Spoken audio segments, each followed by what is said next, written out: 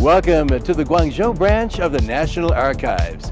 Like its sister branches in Xi'an and Hangzhou, the Guangzhou branch not only highlights the depth of Chinese civilization, but also reflects the uniqueness of local culture.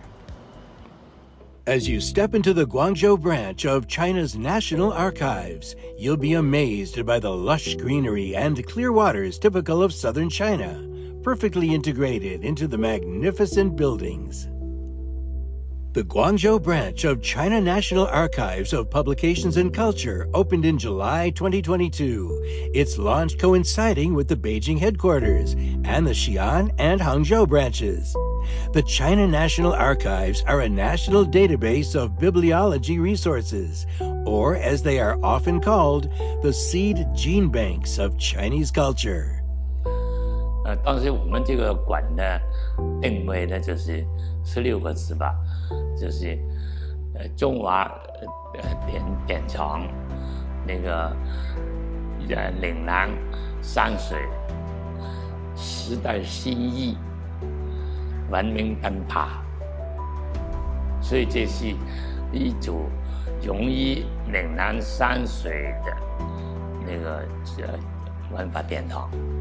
我们选那个地里面有一棵古树，格木树200多年了。我们这些人研究保全历史文化的这个建筑，所以保留这个树，树本身又是一个文化。主楼、水池、古树、砚台4个合起来一个，我们现在叫它是水脉丹青，像一个意境。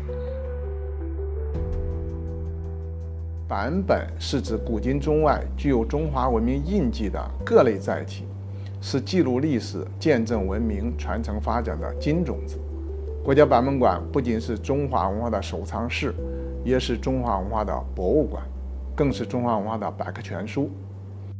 开馆以来，广州国家版本馆通过包括捐赠、寄存代管在内的多种征集方式，已入藏版本360多万册件。 Do you recognize the figure in this picture? Of course. This is the renowned Chinese philosopher Confucius. But you'll notice that this one looks much different than the ones that I've seen before because this depiction of Confucius has distinct Western characteristics. The full-body portrait of Confucius is likely the earliest image of Confucius known to Westerners, originating from the book Confucius Sonorum Philosophus, Confucius the Philosopher of the Chinese, published in France in 1687. This book caused a sensation in European intellectual circles, with figures such as Voltaire and Montesquieu among the French Enlightenment thinkers who read it. Maritime books collections is one of the main collections here. You can find early books written in various languages which are mainly used to introduce Chinese culture and history to the Western world. For example, this book, published in 1586, is an Italian translation of La Historia del Gran Reino de la China, which is originally compiled in Spanish by the Fray Juan González de Mendoza. It is based on the reports and records of the missionaries that once visited Guangdong and Fujian. At that time, it was one of the most comprehensive and popular books on Ming China. Early cultural exchanges between East and West were made possible by the ancient Maritime Silk Road. This route served not only as a maritime trade link, but also as a pathway for cultural exchange and integration. The southern coastal city of Guangzhou was a pivotal starting point of the ancient Maritime Silk Road, renowned as the commercial capital of a millennium. It is the only trade port in China that has been continuously open for over 2,000 years. Huangpu Village, home to the ancient Huangpu Port, is a hidden gem in downtown Guangzhou that witnessed the prosperity of the Maritime Silk Road.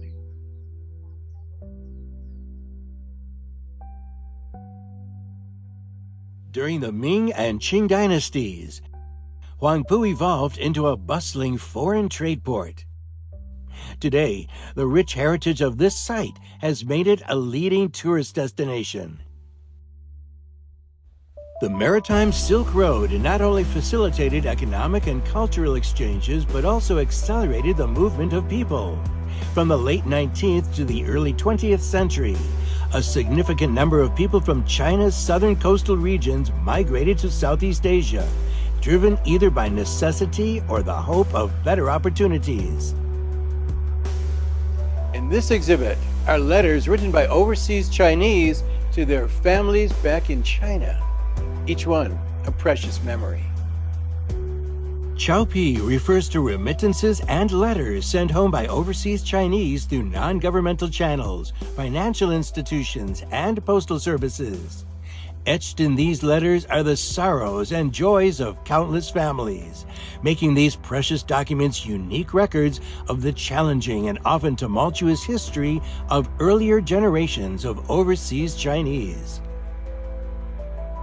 One of the letters written by a Singapore Chinese person called Lin Sizeng to his grandmother in Swato, China during the World War II. It reads, I heard the price of rice is rising high in China back home, but the money I send back every month is too little.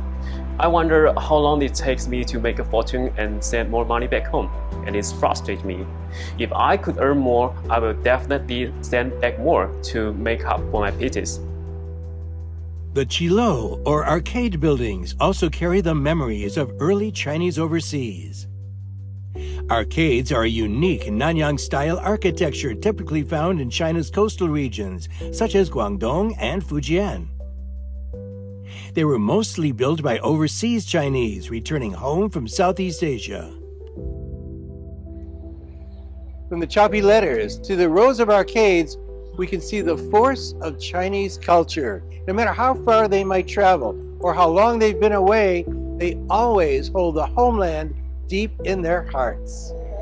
This painting in the archive vividly captures the essence of Guangzhou from the 18th century. The Chinese painting, The Rising Tide of the Pearl River, depicts Guangzhou's Pearl River in the 18th century, adorned with lush peaks and verdant fields on both sides, bustling with merchant ships weaving through its waters. Today, Guangzhou thrives as the vital link between China and the world.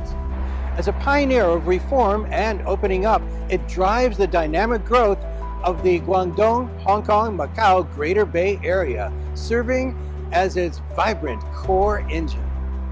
Today, the Pearl River remains a vibrant sight, with ships navigating its waters and the city skyline on both banks showcasing the boundless vitality of this city. Guangzhou has always been one of my favorite Chinese cities, cherished for its livable and relaxed atmosphere. However, on this journey, I've uncovered new facets of Guangzhou. It serves as a pivotal starting point for China's global endeavors. It serves as a window for the world to gaze upon China. And it's the beloved hometown for countless overseas Chinese. Visiting the Guangzhou branch of the National Archives has not only deepened my appreciation for this remarkable city, but also it has enriched my understanding of the vast tapestry of Chinese culture.